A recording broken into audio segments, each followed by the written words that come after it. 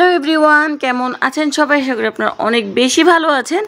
আজকে আমি আপনাদের সাথে দোতলা একটা কেকের ডেকোরেশন শেয়ার করব। আর এই কেকটার ওয়েট ছিল হচ্ছে 2 পাউন্ড প্লাস।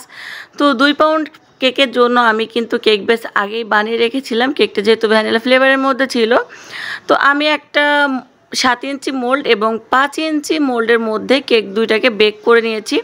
তো প্রথমে আমি উপরের পার্টটা মানে যে 5 ইঞ্চি রাউন্ড মোল্ডে বেক করা কেকটাকে ক্রাম কোটিং করে নিলাম। এরপরে 7 ইঞ্চি রাউন্ড মোল্ডে বেক করা কেকটাকে আমি ক্রিম দিয়ে দিচ্ছি। প্রত্যেকটা ভাগে কিন্তু আমি সুগার সিরাপ দিয়ে দিচ্ছি এবং ক্রিম দিয়ে দিচ্ছি। এখানে আমি হুইপ ক্রিমটা ব্যবহার করছি। এরপর কেকের দ্বিতীয় লেয়ারটা বসিয়ে নিলাম। অবশ্যই চেষ্টা করবেন যে উপরের পার্টটা আগে রেডি করার জন্য। তো এবার কেকের সর্বশেষ লেয়ারটা দিয়ে আমি এখানে সুগার সিরাপ দিয়ে কেকটাকে ক্রাম কোটিং করে নিলাম।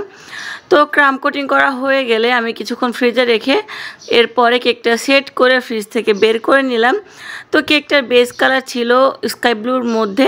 তো আমি স্কাই ব্লু দুটো শেড দিয়ে দেব। প্রথমে লাইট শেডটা দিয়ে দিচ্ছি এবং খুব ভালোভাবে স্মুথ ফিনিশিং করে দিচ্ছি।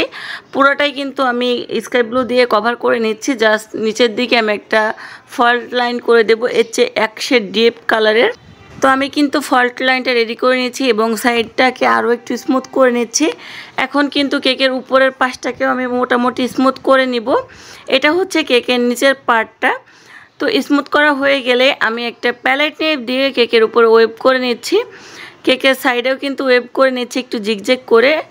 এখন আমি উপরের পার্টটা মানে যে 1/2 পাউন্ড বা 5 ইঞ্চি মোল্ডে যেটা করা ছিল ওটাকে কিন্তু সাদা ক্রিম দিয়ে ক্রিম কভার করে নিচ্ছি। এটা নিচে লাইন থাকবে স্কাই ব্লু কালারের, যেটা আগের কেকের বেস কালার ছিল।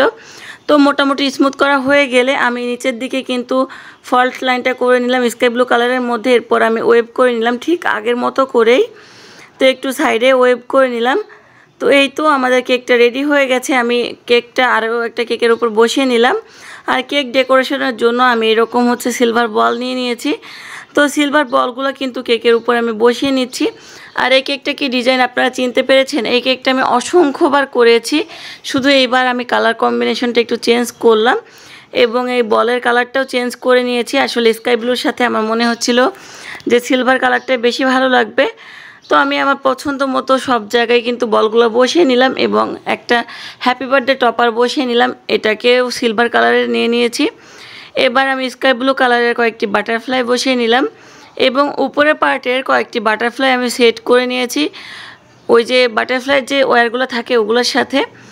আর এর সাথে কিন্তু একটা স্কাই ব্লু টাইপের এবং পিঙ্কিশ একটা মাল্টি কালারের বাটারফ্লাই নিয়েছি, ওটাও কিন্তু কেকের সাইডে বসিয়ে দিলাম।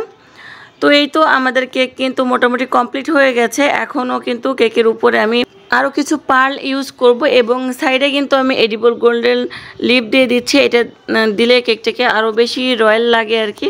তো আমি উপরের পার্টে দিয়ে দিলাম। এরপরে কিন্তু আমি নিচের পার্টটাতে দিয়ে দিব বেশ কিছু পরিমাণে।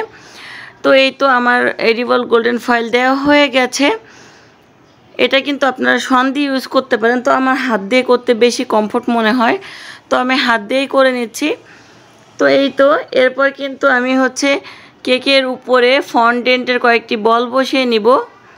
তো কেকটা কিন্তু এখনও দেখতে অনেক বেশি সুন্দর লাগতেছে।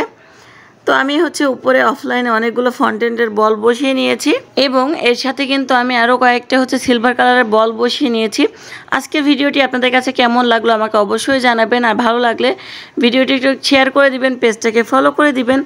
আর এতক্ষণ ভিডিও দেখার জন্য আপনাদের অসংখ্য ধন্যবাদ। সবাই অনেক ভালো থাকবেন।